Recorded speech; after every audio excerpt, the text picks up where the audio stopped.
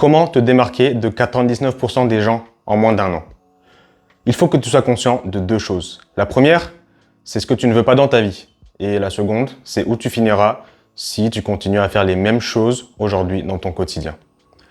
Observe la majorité des gens et regarde le résultat de leurs actions et décisions. Ce n'est pas toujours très joyeux. Lorsque tu fais cela, lorsque tu observes la majorité des gens, assieds-toi et réfléchis. Ne ferme pas ton esprit et n'accepte pas ce que tu vois en surface comme réalité. Ce n'est pas comme ça que ça marche. Cette étroitesse d'esprit de la vie en surface, c'est ce qui t'a amené dans cette situation en premier lieu. Tu dois te forcer à penser plus profondément. Il est plus facile de savoir ce que tu ne veux pas, de par ton expérience et ton observation, que de savoir ce que tu veux par imagination et penser à toutes ces belles choses que tu aimerais accomplir dans ta vie. Tout ce que je vais te dire ne le qualifie ni de bon, ni de mauvais. Teste-le directement à travers ton expérience. Je mets beaucoup l'accent sur la création d'une vision pour l'avenir. C'est important, certes, mais la meilleure façon de le faire, c'est aussi de créer une anti-vision.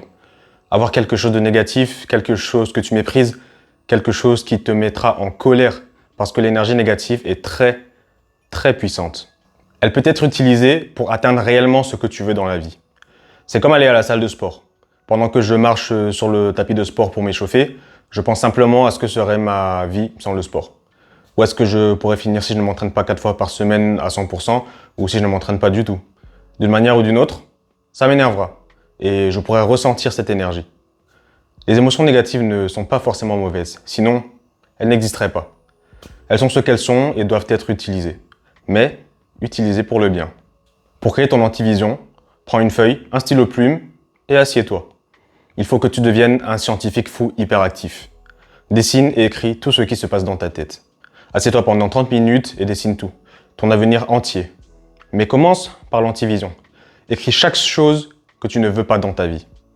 À quoi tu ne veux pas que ta vie ressemble, quel genre de futur tu ne veux pas avoir, à quoi tu ne veux pas que tes journées ressemblent au quotidien.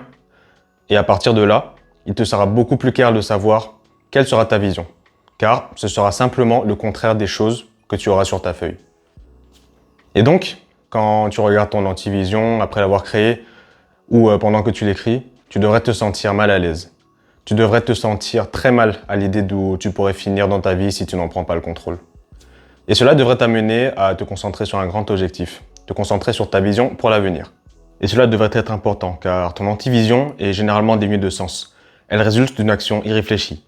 Elle résulte de ne rien faire et laisser l'entropie s'installer et simplement faire dérailler ta vie dans le chaos. C'est ce que fait l'entropie. C'est la loi suprême de l'univers. Si tu ne crées pas d'ordre dans ta vie, tu péris dans le chaos.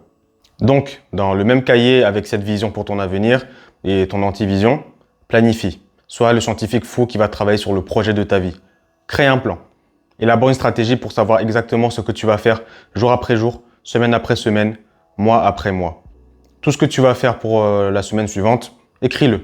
Sois extrêmement précis. Crée de l'ordre dans ton quotidien pour que tu ne sois pas victime de l'entropie. Le système est déjà en place.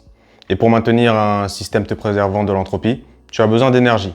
Dans ce cas-ci, d'énergie mentale pour actualiser et manifester cette vision. Autre point, il faut que tu disparaisses. Et quand je dis disparaître, genre disparaître pendant 6 mois, ne le prends pas au pied de la lettre. Presque tout ce que je dis est métaphorique, exagéré pour te transmettre l'essence de mon message. Ne disparais pas comme dans Avengers Endgame après que Thanos s'est claqué des doigts. Je veux juste dire disparaître des choses qui ne devraient pas être dans ta vie. Supprime-les. Cela peut être des gens qui te tirent en arrière, des jeux vidéo qui te maintiennent hypnotisé jusqu'à 4 heures du matin, des applications où tu n'arrêtes pas de scroller comme TikTok, Instagram, ou même de mauvaises habitudes. Supprime-les et sois simplement conscient de ces choses qui te retiennent. Et il y a plusieurs façons de le faire. Mais avec le processus que nous venons de voir et qui fonctionne plutôt bien pour moi, c'est tout simplement d'arracher le pansement. Débarrasse-toi de tout. Tu n'as pas besoin de donner des explications à tout le monde. Disparaît simplement. En d'autres termes, brise ton addiction à te sentir comme une merde, parce que ce sentiment a une seule cause. Enfin, il a plusieurs causes, mais ici, nous parlons de l'énergie mentale que tu dépenses pour des personnes ou des choses qui se foutent de toi. Dirige plutôt cette énergie mentale que tu as maintenant dans ta vision pour l'avenir, car tu auras créé un système qui empêchera l'entropie de s'insérer dans ta vie. Enfin, il y a ce qu'on appelle les fondamentaux ennuyants, qui doivent faire partie de tes habitudes. Il faut que tu comprennes que ces fondamentaux ennuyants ne sont pas ennuyeux, Parce que la plupart des gens qui réussissent dans la vie prennent les mêmes actions répétitives au jour le jour. Dans un jeu vidéo, par exemple, qui imite le monde réel, tu te connectes et tu répètes la même chose encore et encore pour monter petit à petit de niveau, non? Tu tues des monstres, tu traverses des donjons et tu répètes les mêmes actions pour cumuler de l'XP, de l'expérience. La vie, c'est comme un jeu vidéo. Tu dois transférer cela à notre monde réel et actionner les leviers qui te mèneront réellement vers tes objectifs. Ce sont des fondamentaux, ce sont des principes et non des tactiques. Comprends donc que ces actions ne sont pas ennuyantes. Elles le semblent à la surface quand tu vois quelqu'un d'autre le faire au jour le jour, mais ces actions, au quotidien, c'est ce qui fera la différence sur le long terme. C'est comme les chefs experts en sushi qui mettent des années à perfectionner la préparation du riz. Et cela se fait en plusieurs étapes. Ou par exemple, comme un joueur de tennis qui vient de commencer, tu apprends d'abord comment tenir la raquette. Et il y a une façon spécifique de tenir la raquette. Ensuite, tu passes à la prochaine étape qui est de savoir comment est-ce que tu inclines la raquette. Ensuite, prochaine étape, comment est-ce que tu apprends à frapper la balle. Et tu dois pratiquer ces choses encore et encore, comme quand tu apprenais à marcher, jusqu'à ce que cela se fasse sans effort et de manière inconsciente, pour que tu puisses ainsi libérer de l'énergie mentale pour passer à la prochaine étape qui te démarquera des personnes qui essayent simplement d'obtenir un résultat qui prend une année en 2 semaines en essayant de prendre un raccourci à la Mario Kart sur le circuit arc-en-ciel. Et donc, la question que tu te poseras, comme tout le monde, quand tu commences quelque chose de nouveau, c'est « Ok, super, très bien. À partir de quand est-ce que je vais pouvoir commencer à avoir des résultats ?» Ou comme dans mon exemple du genre de tennis, quand est-ce que je vais pouvoir commencer à faire de la compétition? Arrête. Il faut absolument que tu arrêtes de te poser ce genre de questions. Parce que tu obtiendras une réponse que tu ne veux pas entendre et cela te détournera du bon chemin. Car cela peut prendre des années, cela peut prendre toute une vie d'essais et d'erreurs pour arriver à créer un projet, le projet de ta vie. Comme je l'ai dit, il faut que tu deviennes un scientifique fou.